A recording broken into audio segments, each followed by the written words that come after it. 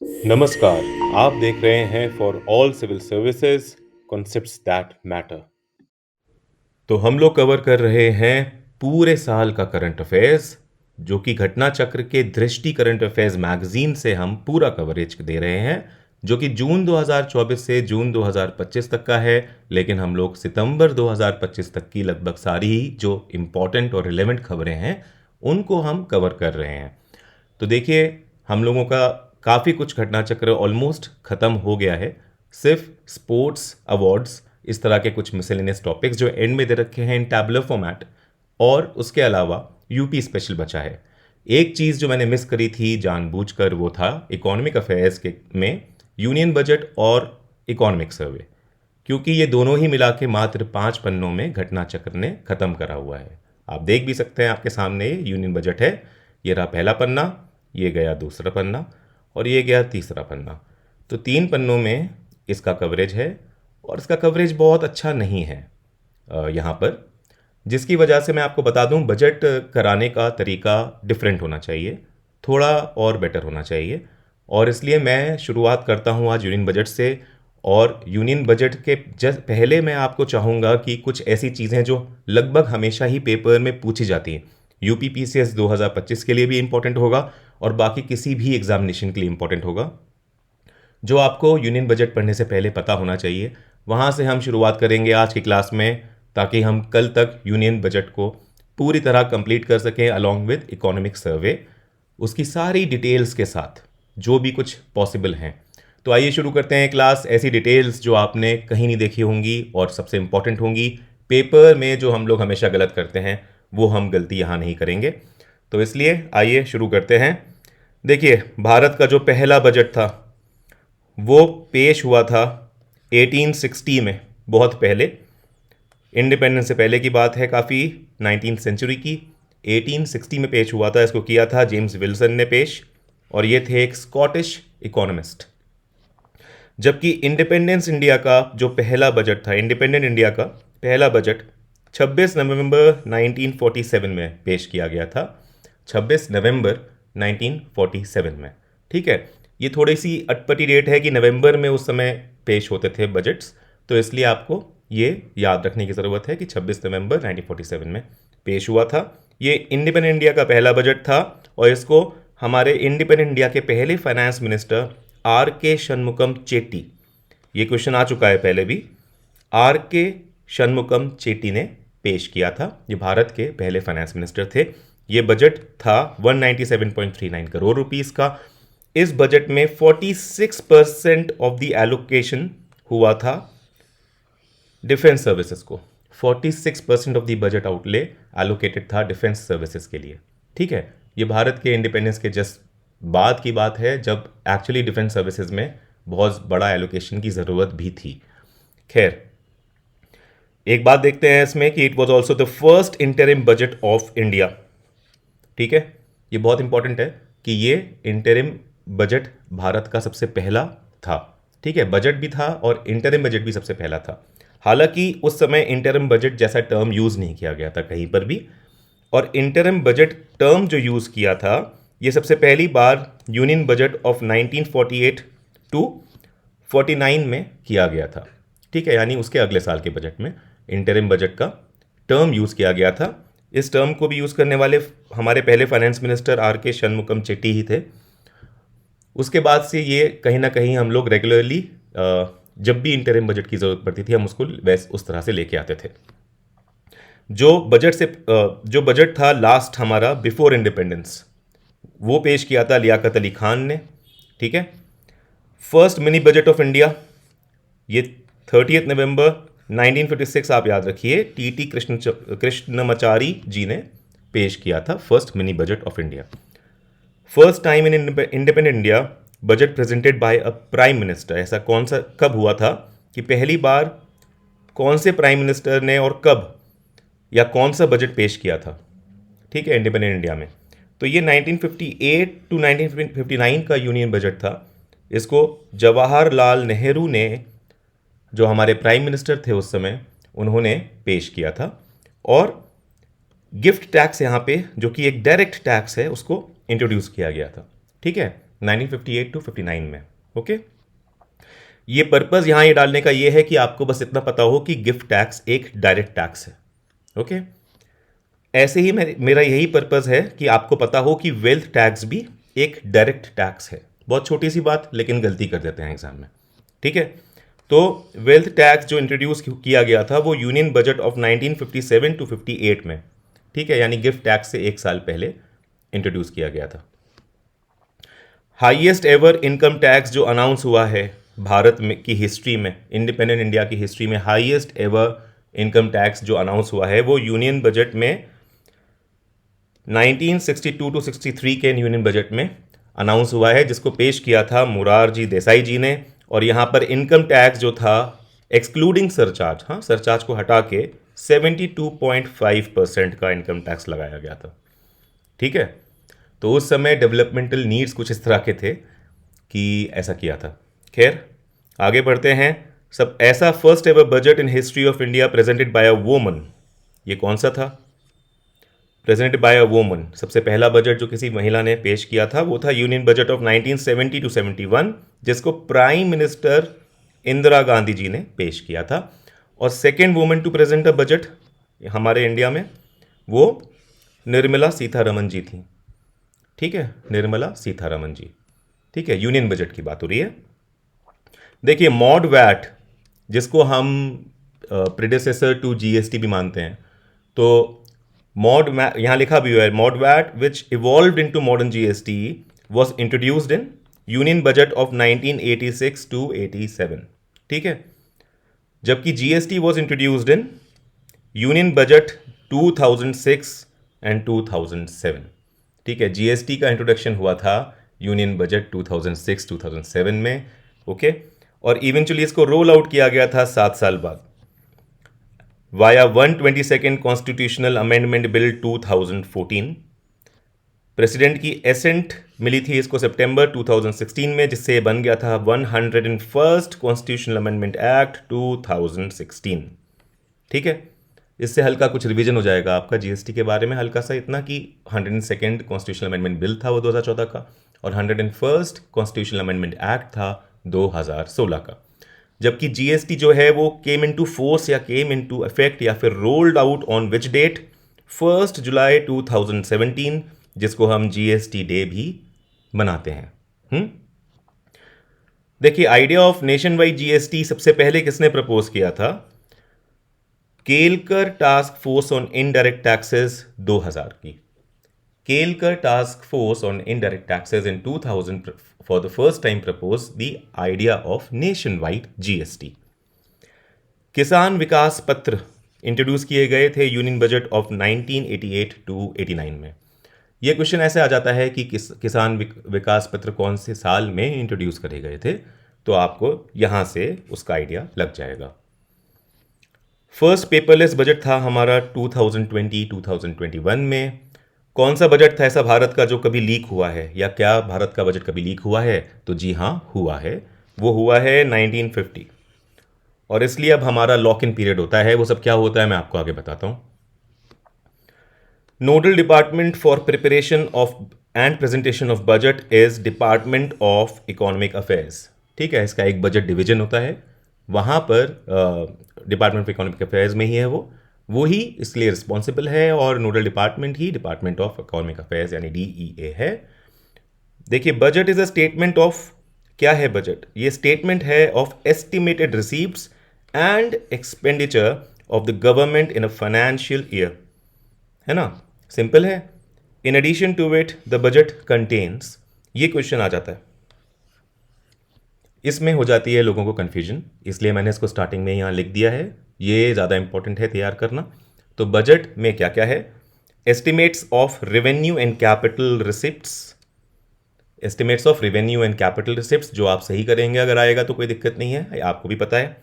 Veg and means to raise the revenue, ठीक है।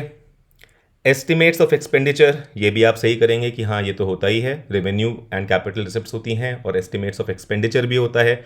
Ways and means to raise the revenue है, ये आप याद रखेंगे। एक आप ये याद रखेंगे कि details of the actual receipts and expenditure of the closing financial year and the reasons for any deficit और सरप्लस इन दैट ईयर, इसमें लोग हो जाते हैं कंफ्यूज।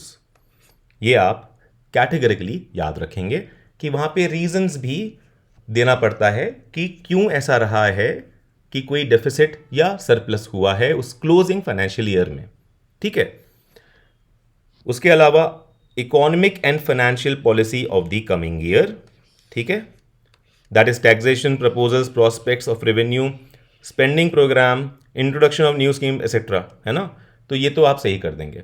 जो दो चीज़ यहाँ पे आप कंफ्यूज हो सकते हैं वो हैं ways and means to raise the revenue, और यहाँ पर कि क्लोजिंग फाइनेंशियल ईयर का आपको सब कुछ देना है, पूरा डिटेल्स और रीज़न भी देना है अगर कोई डेफिसिट या सरप्लस होता है। आगे चलते हैं, एक बार फटाफट की कॉन्स्टिट्यूशनल आर्टिकल्स पे एक नज़र मार लेते हैं just for the sake of revision. बहुत ही जल्दी जल्दी ये आप सब पढ़ लीजिएगा। आर्टिकल 112 हमारे बजट के बारे में ही है, जिसको कॉन्स्टिट्यूशन में एनुअल फाइनेंशियल स्टेटमेंट बोला गया है। ठीक है, एनुअल फाइनेंशियल स्टेटमेंट बोला गया है। तो ये कहता है it requires the president to lay before both the houses of parliament a statement of the government of India's estimated receipts and expenditure for the financial year. It also mandates that expenditure from the Consolidated Fund of India is shown separately from other expenditures, with charged expenditure distinguished from voted expenditures. ठीक है, देखिए जो expenditure charge होता है वो vote नहीं होता, और ये चार्ज होता है हमारे कंसोलिडेटेड फंड ऑफ इंडिया पे। ठीक है, और जो वोट कर सकते हैं हम लोग जिस एक्सपेंडिचर को, वो अलग से होता है। इन सब के बारे में डिटेल्स मैं आपको बहुत अच्छे से बताऊंगा आगे। आर्टिकल 113 ये स्ट्रेस करता है कि कोई भी डिमांड ऑफ ग्रांट, आपको याद रखना है डिमांड ऑफ ग्रांट से रिलेटेड है आर्टिकल 113। तो डिमांड ऑफ ग्रांट है, demand for grant a proposal to spend money. ठीक है, हर डिपार्टमेंट अपने एक डिमांड फॉर ग्रांट प्रिपेयर करता है और उस पर वोट किया जाता है। खैर, तो आर्टिकल 13 कहता है, 113 कहता है कि कोई भी demand for a grant can only be made on the recommendation of the president. ठीक है, can only be made on the recommendation of the president. Article 114 states that no amount of money can be withdrawn from the Consolidated Fund of India except through an appropriation bill authorized by the Parliament, not President. ध्यान रखिएगा, authorise by the parliament. यहां पर इस वाले article में लोग यहां पे गलती करते हैं, मैं पहले ही बता दे रहा हूं। यहां पे गलती से वो प्रेसिडेंट लिख देते हैं और आपको ध्यान नहीं रहता, आप फटाफट उसको टिक करके आ जाते हैं, क्योंकि यहां तक वो सब सेम है। ठीक है, तो कोई भी मनी विड्रॉ नहीं हो सकता है from consolidated fund of India except through an appropriation bill authorised by the parliament. Okay, authorise होना चाहिए पार्लियामेंट से अप्रोप्रिएशन बिल। अप्रोप्रिएशन बिल क्या है क्या नहीं है सब आगे बताऊंगा। Article 265 ensures that no tax can be levied or collected by the government except by the authority of law. ठीक है, ये भी पूछ लिया जाता है अक्सर कि ये वाला कौन सा आर्टिकल है। तो ये आर्टिकल 265 है कि कोई भी टैक्स आप लेवी नहीं कर सकते या कलेक्ट नहीं कर सकते हैं except by the authority of law. ठीक है, giving parliament control over taxation. ठीक है, टैक्सेशन का पूरा कंट्रोल पार्लियामेंट के पास है। आर्टिकल 266(1) कहता है it establishes a consolidated fund of India, यानी CFI, consolidated fund of India, जहां सारे ही revenues of the government are credited and from which public money is disbursed only with the parliamentary approval. ठीक है, जबकि article 266 का clause 2 public account of India को establish करता है। ओके, बजट प्रोसेस देखते हैं, सबसे इंपॉर्टेंट है ये, सबसे इंपॉर्टेंट है ये, इसको बहुत ही ध्यान से देखिएगा, क्योंकि एग्जाम में कई बार आ चुका होता है ये और लोग इसमें गलती करते हैं, और ये कहीं पर भी बहुत अच्छे से नहीं दिया हुआ है। यहां पर मैं आपके लिए लेके आया हूं, तो ध्यान से देखिए। प्री बजट कंसल्टेशन, पहला सबसे पहला क्या आएगा, देखिए इसमें से क्या होता है, बहुत सारे पॉइंट मैं आपको दे रहा हूं, वो जो भी आपको पॉइंट्स देंगे एक आध कोई मिस भी करेंगे तो आपको इसका ऐसे पता होना चाहिए क्रोनोलॉजी की क्या होता है शुरुआत में, फिर उसके बाद अगर वो कोई मिस भी करते हैं तो भी आप गलत नहीं करेंगे। देखिए, प्री बजट कंसल्टेशंस सबसे पहला है, विद ये किसके साथ होंगी, स्टेक होल्डर्स जैसे इंडस्ट्री एक्सपर्ट्स, इकोनॉमिस्ट और पब्लिक। उसके बाद आएगा डेटा कलेक्शन एंड एनालिसिस। इसमें क्या होता है कि data bye ground level officials जो होता है वो एग्जामिन किया जाता है, ठीक है, ग्राउंड लेवल ऑफिशियल्स द्वारा एग्जामिन किया जाता है और रिवाइज किया जाता है by the top officials of the departments, और उसके बाद इसको भेजा जाता है to concerned ministries for further examination. ठीक है, और फाइनली फाइनेंस मिनिस्ट्री इस डेटा को करती है स्क्रूटनाइज और उसको को रिलेट करती है विद करंट इकोनॉमिक स्टेट। ठीक है, तो आप समझ गए हैं कि नीचे से ऊपर, इसलिए data collection and analysis second पे आता है।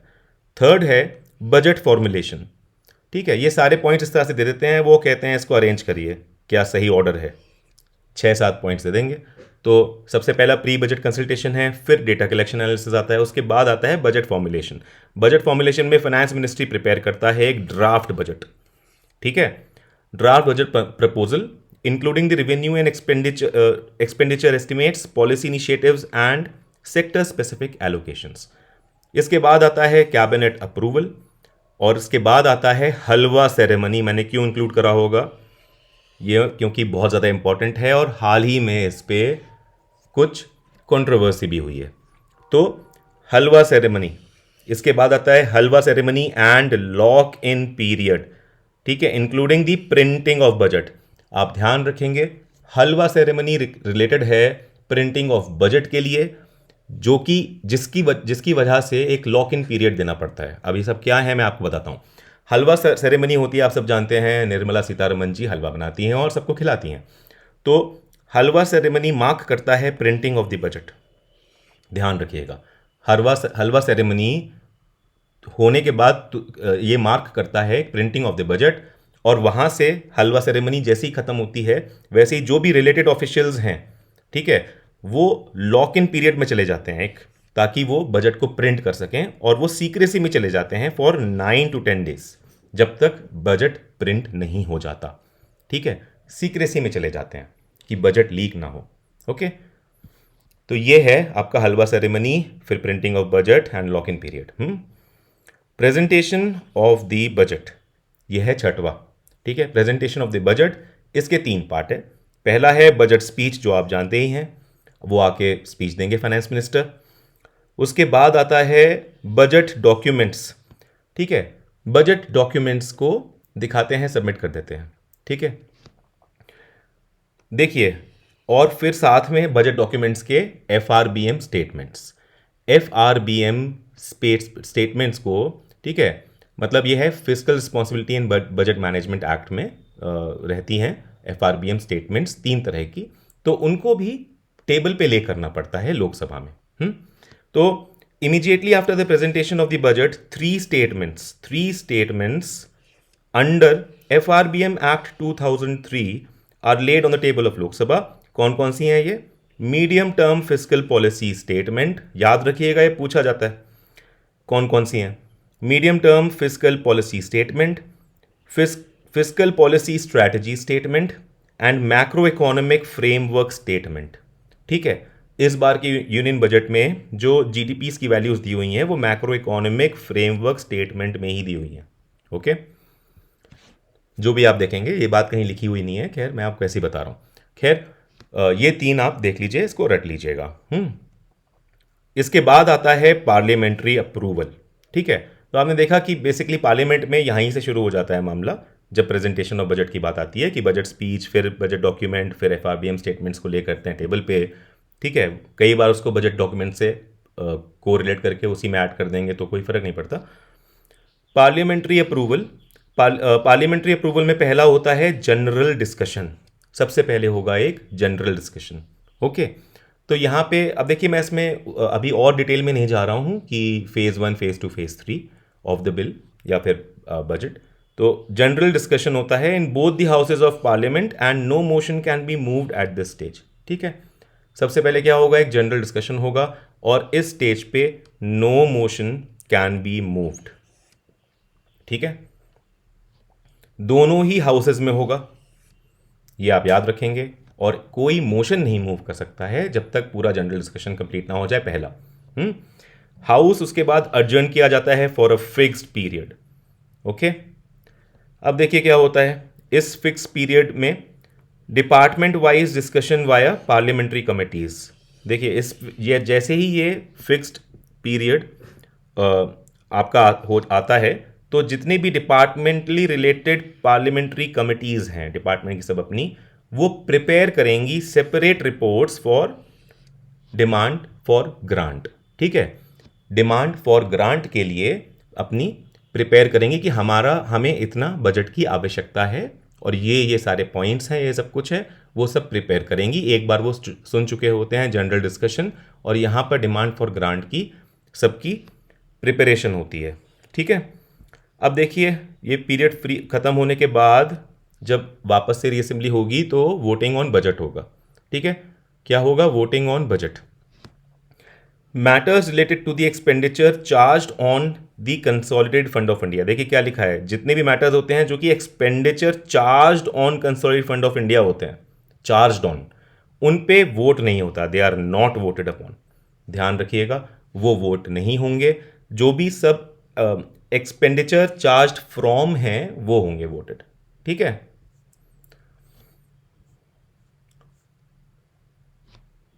Ministry wise demand for grants are voted on by Lok Sabha only. तो देखिए ministry wise demand for grants जितनी भी हैं वो चार्ज ऑन नहीं होती हैं CSI पे, वो CFI पे। ठीक है, तो ministry wise demand for grant को वोट किया जाता है और ये करते हैं सिर्फ लोकसभा। इसको आप गलत नहीं करिएगा, इस पे वोट सिर्फ और सिर्फ लोकसभा करती है। इसके बाद बजट डिस्कस होता है इन डिटेल, बजट का डिस्कशन होता है इन डिटेल, और कट मोशंस अब इस स्टेज पे आप मूव कर सकते हैं। ठीक है, कट्स मोशंस जो हैं या जो दूसरे इस तरह के मोशंस हैं वो इस स्टेज पे मूव आप कर सकते हैं जब बजट इन डिस्कस होता है in detail after voting of Lok Sabha for the demand for grants. ठीक है,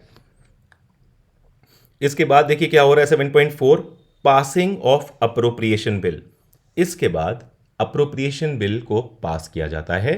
तो देखिए after demand for grants have been passed by the Lok Sabha an appropriation bill for the appropriation of the said fund out of consolidated fund of India is introduced. ये क्या include करता है? Grants pass by the Lok Sabha, उसके अलावा expenditure charged on the consolidated fund of India. Appropriation bill दोनों ही चीज़ें include करता है, आप याद रखेंगे। जो ग्रांट्स अभी लोकसभा ने पास करी हैं, वोट करी हैं, ठीक है, और उसके बाद वो भी जो कि एक्सपेंडिचर चार्ज होगा CFI में, ठीक है, या कंसोलिडेटेड फंड ऑफ इंडिया पे जो एक्सपेंडिचर चार्ज होगा जिस पे वोट नहीं हो सकता। No amendment can be propose to the appropriation bill which will have an effect of varying the amount or altering the destination of any grant so made or of varying amount of any expenditure charged on CFI। ठीक है, यहाँ पे कोई भी amendment चाहे appropriation bill में इस तरह का जो वैरी करे कोई ग्रांट्स को जो लोकसभा ने पास करी थी या फिर एक्सपेंडिचर चार्ज ऑन CFI को कुछ अमाउंट वैरी करने का कोई भी अमेंडमेंट यहाँ पर नहीं लाया जा सकता है, प्रपोज नहीं किया जा सकता है। और इस चीज़ का जो डिसीजन होगा, decision of speaker will be final whether an amendment is admissible or not। ठीक है, इसमें decision of speaker is final। appropriation bill जो होता है it becomes an act after the assent from the president। और क्योंकि ये थोड़ा टाइम लेता है इसलिए कॉन्स्टिट्यूशन प्रोवाइड करता है वोट ऑन अकाउंट का एक प्रोसीजर। ठीक है, वोट ऑन अकाउंट का एक यहाँ पर फैसिलिटी प्रोवाइड करता है हमारा कॉन्स्टिट्यूशन, जो कि आर्टिकल 116 में मेंशन्ड है कॉन्स्टिट्यूशन के। ठीक है, तो वोट ऑन अकाउंट की अब ज़रूरत नहीं पड़ती है क्योंकि हमने अपनी बजट की टाइमलाइन ऐसी कर ली है कि अब वोट ऑन अकाउंट की हमें ज़रूरत ना पड़े। ठीक है, हम लोग 1 फरवरी में बजट पेश कर लेते हैं। पहले ऐसा नहीं हुआ करता था क्योंकि 1 महीना और लेट होता था, तब इस चीज़ में प्रॉब्लम आती थी। ठीक है, तो इसलिए तब हमें वोट ऑन अकाउंट की ज़रूरत पड़ती थी, अब वोट ऑन अकाउंट की ज़रूरत ना पड़े और पड़ती भी नहीं है। खैर, अगला है पासिंग ऑफ फाइनेंस बिल। ठीक है, इसी 7th स्टेज में अगला है पासिंग ऑफ फाइनेंस बिल। अब फाइनेंस बिल पास किया जाता है। देखिए अप्रोप्रिएशन बिल क्या है आपने देख लिया है। अप्रोप्रिएशन बिल में 2 चीज़ें हैं, एक है grants pass by the Lok Sabha और दूसरा है expenditure charge on consolidated fund of India. Finance bill में हमारे सारे पॉलिसी इनिशिएटिव्स होते हैं और साथ में टैक्सेस जितने लगेंगे और क्या कैसे लगेंगे, क्या होगा, उन सब पे बात होती है। ठीक है, खैर, as per the provisional collection of taxes act 1931, finance bill को पास करना होता है पार्लियामेंट को और एसेंट करना होता है प्रेसिडेंट को भी before the expiry of 75th day after the day on which it was introduced. तो एक बार फाइनेंस बिल हम इंट्रोड्यूस कर देते हैं तो उसके इंट्रोडक्शन के 75 दिनों में ही पार्लियामेंट को भी फाइनेंस बिल को पास करना होता है और प्रेसिडेंट को भी उसे एसेंट देना पड़ता है। ये प्रोविजन है provisional collection of taxes act 1931 में। ठीक है, इस एक्ट में 931 की provisional of taxes act. Okay, finance act completes the process of enactment of the budget. ठीक है, जैसे ही ये पास हो जाता है ये बन जाता है फाइनेंस एक्ट और यहां कंप्लीट हो जाता है हमारा process of enactment of project budget. ठीक है, मैं आपको बता दूं कि अप्रोप्रिएशन बिल और फाइनेंस बिल दोनों ही under the definition of money bills, जो कि आर्टिकल 110 में दी हुई हैं, मनी बिल्स हैं। उसके हिसाब से मनी बिल्स हैं। आर्टिकल 110 ऑफ कॉन्स्टिट्यूशन में जो डेफिनेशन दी है मनी बिल्स की, उसके हिसाब से अप्रोप्रिएशन बिल और फाइनेंस बिल दोनों के दोनों उसी कैटेगरी में आते हैं और आर्टिकल 110 के हिसाब से मनी बिल्स हैं। आर्टिकल 109 जो है वो प्रोसीजर ले करता है मनी बिल्स का, ये सिर्फ ऐसे ही एक्स्ट्रा नॉलेज के लिए था। इम्प्लीमेंटेशन ऑफ द बजट है अगला इसका, जो यहाँ पे हम देख रहे हैं ना, ये इसके बजट के प्रोसेस के पूरा एक एक करके सारे स्टेप्स। तो अगला स्टेप जो है हमारा वो इम्प्लीमेंटेशन ऑफ बजट है, 8वां। इसमें होगा एलोकेशन ऑफ डिसबर्समेंट्स। ठीक है, एलोकेशन डिसबर्समेंट्स होगा, जो भी एलोकेट करा है हमने बजट को, जिन जिन डिपार्टमेंट को जितना, उन सबको डिसबर्स किया जाएगा। ठीक है, allocated funds disburse to respective ministries and department. फिर इसके अलावा मॉनिटरिंग और इवैल्यूएशन होगा जो करेंगी गवर्नमेंट एजेंसीज। इसके बाद आता है पोस्ट बजट रिविजन्स, ये दिया हुआ है ऑलरेडी, क्वेश्चन में आया हुआ है। पोस्ट बजट रिविजन्स आता है इसके बाद। इसमें मिड ईयर रिव्यू होता है जो कि असेस करता है बजट की performance and make necessary adjustments based on changing economic conditions. Okay, उसके अलावा इसके बाद आता है सप्लीमेंट्री बजट। ठीक है, ये तब आता है अगर इसकी जरूरत होती है। तो एक कैटेगरी में आती है सप्लीमेंट्री बजट आखिरी, if any unforeseen circumstances arise. ठीक है, then they may be presented to address the additional financial requirements. Okay, देखिए जो वर्ड बजट है इसका ओरिजिन क्या है, वर्ड बूगेट जो कि एक फ्रेंच वर्ड है, उसमें बूग मीन्स लेदर बैग, एक लेदर बैग। ठीक है, लेदर बैग होता है। अब इससे पहले हम यूनियन बजट 2025-26 के इन सब आंकड़ों पर आए। एक चीज़ और है जो मैं आपको कराना चाहता हूँ और बहुत इंपॉर्टेंट है, पूछी जाती है, पूछी गई भी है, वो है टाइप्स ऑफ बजट। ठीक है, वो है टाइप्स ऑफ बजट, वो हम यहाँ करेंगे। मैं तब से लगातार टाइप करते करते समय बहुत लग रहा था, आज के दिन वीडियो रिलीज़ नहीं हो पाता, तो माफ़ करिएगा मेरी हैंड राइटिंग, ये 4 पन्नों के लिए आप थोड़ा सा देख लीजिए। वैसे मैं बोल रहा हूँ तो आपको दिक्कत नहीं आएगी समझने में, अदरवाइज़ पढ़ने में आपको लेजिबिलिटी में इशू हो सकता है, तो I am sorry for that, but सिर्फ 4 पन्नों की बात है। एक बार देखते हैं, काफ़ी ज़रूरी बातें हैं यहाँ पे। तो आइए देखते हैं टाइप्स ऑफ बजट। तो देखिए टाइप्स ऑफ बजट हैं ट्रेडिशनल और जनरल बजट। ठीक है, तो ट्रेडिशनल बजट होता है ये हमारे बजट का इनिशियल स्ट्रक्चर था। सबसे पहले हम लोग ट्रेडिशनल बजट पे ही गए थे। ठीक है, तो इसका मेन एम था financial control over the executive and legislature. ठीक है, इसका मेन एम था financial control over executive and legislature. ये बजट कंटेन करता है details of the expenditure in different sectors bye the government of India. हालांकि इस बजट में रिजल्ट ऑफ द एक्सपेंडिचर नहीं एक्सप्लेन था। ठीक है, ट्रेडिशनल बजट में the result of the expenditure is not explained, ये याद रखिएगा, ये बहुत ज़्यादा इंपॉर्टेंट बात है, जिसकी वजह से जो मेन आइडिया था हमारा ट्रेडिशनल बजट का कि हमारे इंडिपेंडेंट इंडिया की प्रॉब्लम्स को हम सॉल्व कर सकें, दैट वाज नॉट फुलफिल्ड। ठीक है, और एज अ रिजल्ट हम लोगों ने डिसाइड किया कि we need to move forward to a performance budget. और ये हमारा एक्सेप्ट हुआ कि हमें परफॉर्मेंस बजट पे आगे बढ़ना है। देखिए परफॉर्मेंस बजट क्या है, ये एक बजट है जहां हम आउटकम ऑफ एनी एक्टिविटी को बेस ऑफ एनी बजट बनाते हैं। ठीक है, किसी भी एक्टिविटी के आउटकम को हम लोग बेस बनाते हैं अपने बजट का। सबसे पहली बार परफॉर्मेंस बजट यूज हुआ था यूएसए में, और वो भी on the recommendation of an ARC under sir Hoover. ARC के रिकमेंडेशन पे वहां पे सर हुपर के अंडर इसको रिकमेंड किया गया था, और यूएसए ने 1949 में फिर इसको बजट में यूज किया था, परफॉर्मेंस बजटिंग के कॉन्सेप्ट को सबसे पहली बार। देखिए परफॉर्मेंस बजट में होता क्या है, ये कंपलसरी बनाता है for the government, it is a compulsion on the government कि वो बताए कि what is done and how much has been spent on it. ठीक है, कि उस पर कितना पैसा लगा रहे हैं, ये सब कुछ उनको बताना होगा for the betterment of the people.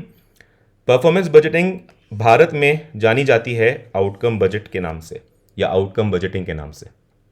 ठीक है, भारत में इसको आउटकम बजटिंग के नाम से हम जानते हैं। Bharat gradually has interlaced performance based budgeting into existing budgetary system since 1969।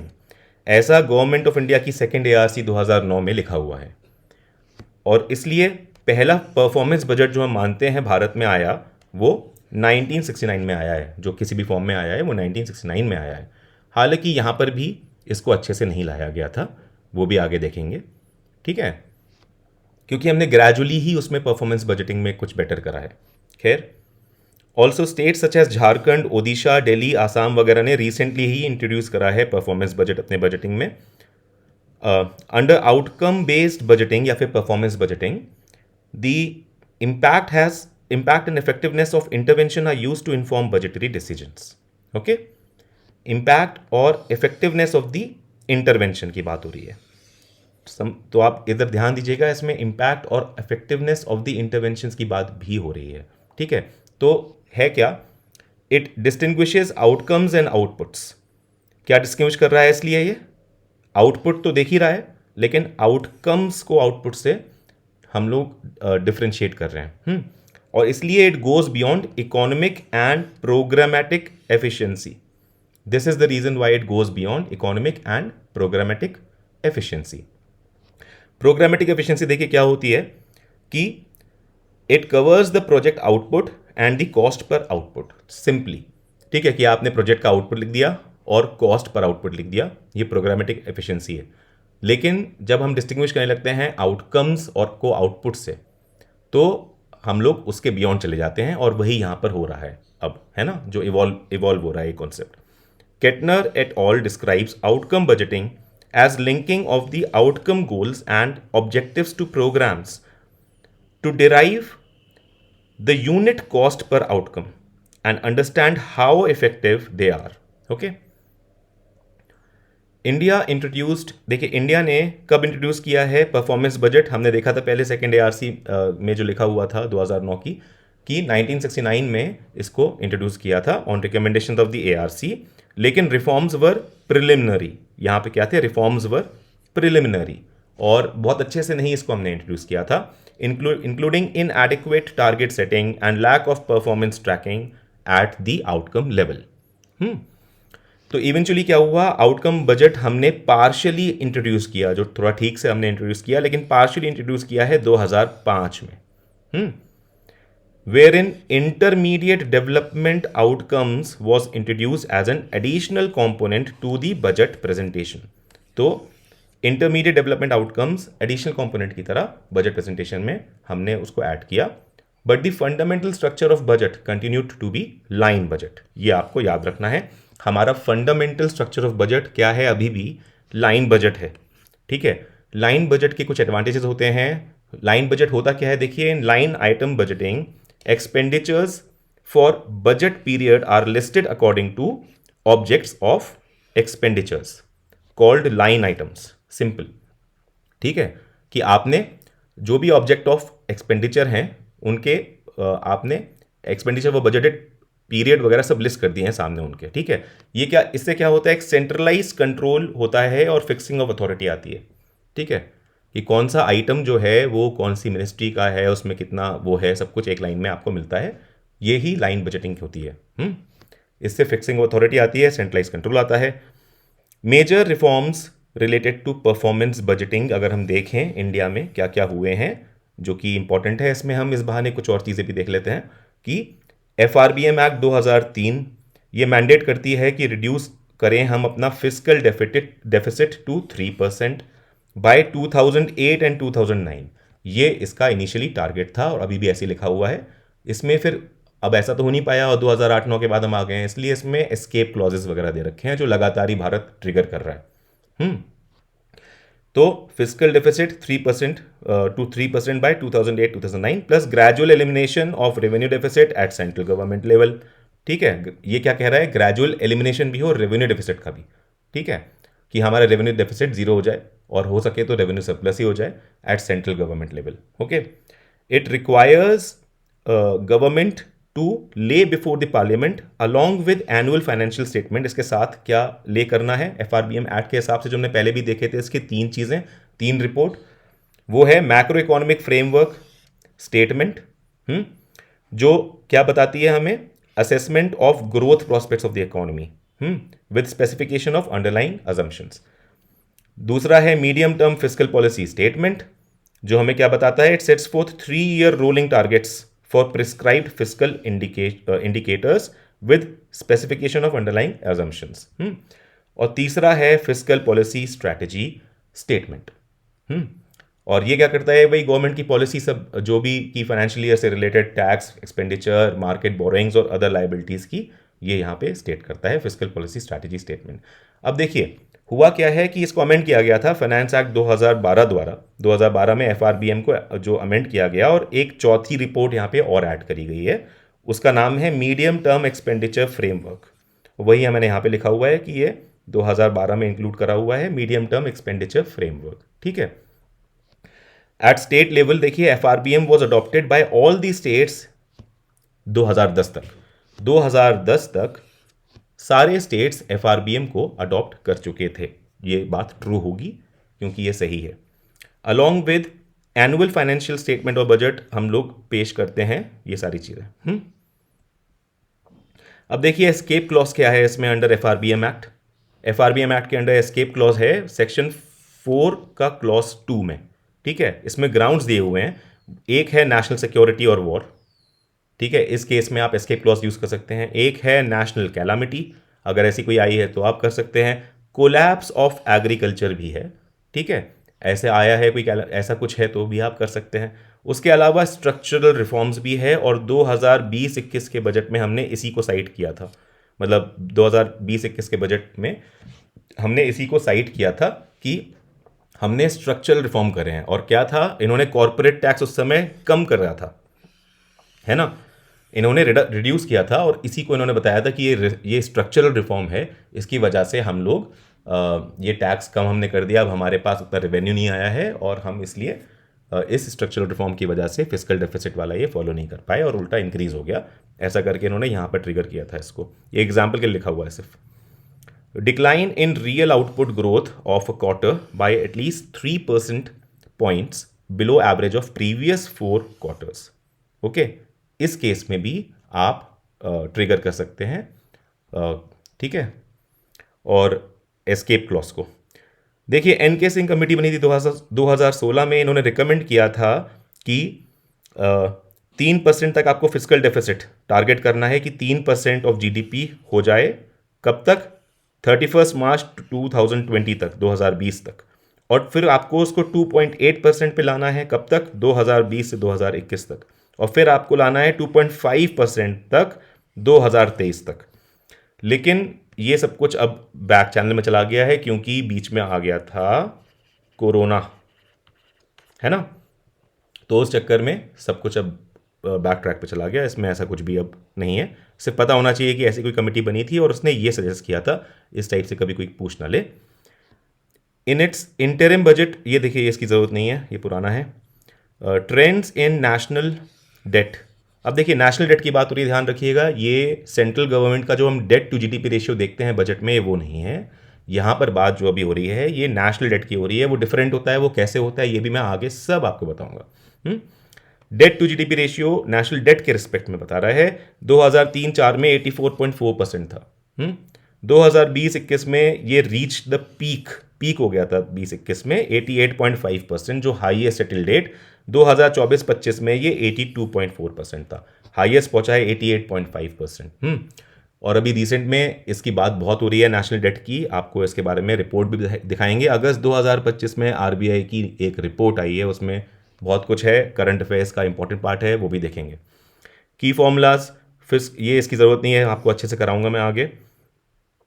Expansion मतलब ये आप चिंता नहीं करिएगा, इसको और भी डिटेल में अच्छे से कराऊंगा, यहाँ पे कुछ भी नहीं है। आपको दिक्कत नहीं आएगी। एक्सपेंशन ऑफ आउटकम बजटिंग, अब देखिए ये फोर्थ है, एक्सपेंशन ऑफ आउटकम बजटिंग। ये भी हुआ था 2006-07 में। हुआ क्या था कि यहाँ पर फर्स्ट सेपरेट आउटकम बजट पेश होने लग गया था 2006-07 में। इसको मैंडेटरी कर दिया गया था मिनिस्ट्री ऑफ फाइनेंस ने कि अब पहले खुद पेश किया उन्होंने 2006-07 में मिनिस्ट्री ऑफ फाइनेंस ने अपना फर्स्ट सेपरेट आउटकम बजट, और हर मिनिस्ट्री अब अपना आउटकम बजट पेश करेगी। ये मैंडेटरी हो गया था कि सारी मिनिस्ट्री और डिपार्टमेंट अपना आउटकम बजट पेश करेंगे, ठीक है, नॉन प्लान एक्सपेंडिचर्स का भी। Outcome budgets for non plan expenditures as well. तो कंप्लीट आउटकम बजट हो जाएगा, जो प्लान एक्सपेंडिचर हो चाहे नॉन प्लान हो या जो भी हो, वो सब में आपको आउटकम बजट पेश करना होगा।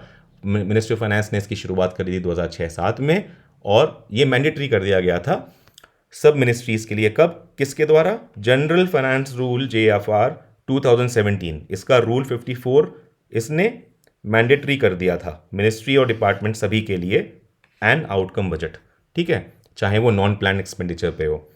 अब देखिए ऊम्फ क्या है, इस पे क्वेश्चन भी आया है, इस पे क्वेश्चन आया है। Output outcome monitoring framework.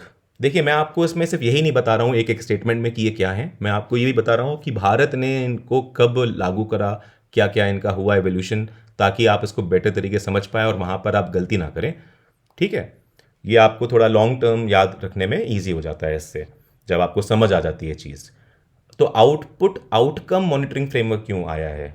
अब देखिए हमने पहले देखा था किस तरह से आउटकम डिफरेंट है आउटपुट से, और परफॉर्मेंस बजट हमारा इवॉल्व कर रहा था या आउटकम बजट हमारा इवॉल्व कर रहा था। तो इवोल्यूशन के इस दौर में एक चीज़ यहाँ पर ये भी आ गई है। देखिए it was interested to DMEO। DMEO क्या है? Development monitoring and evolution office.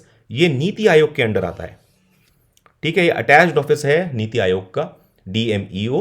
तो जो है इसको आउटपुट आउटकम मॉनिटरिंग फ्रेमवर्क को DMEO के अंडर डाला गया है, जो नीति आयोग का अटैच्ड ऑफिस है। ऐसा हुआ है 2017 में, और it has become an annual exercise. अब ये एक एनुअल एक्सरसाइज बन गया है टू इंस्टीट्यूशनलाइज आउटकम मॉनिटरिंग, ठीक है। इसका पर्पज है to institutionalise outcome monitoring and raise the equilibrium of line ministries of government of India from tracking physical and financial progress to closing the loop and tracking the work done।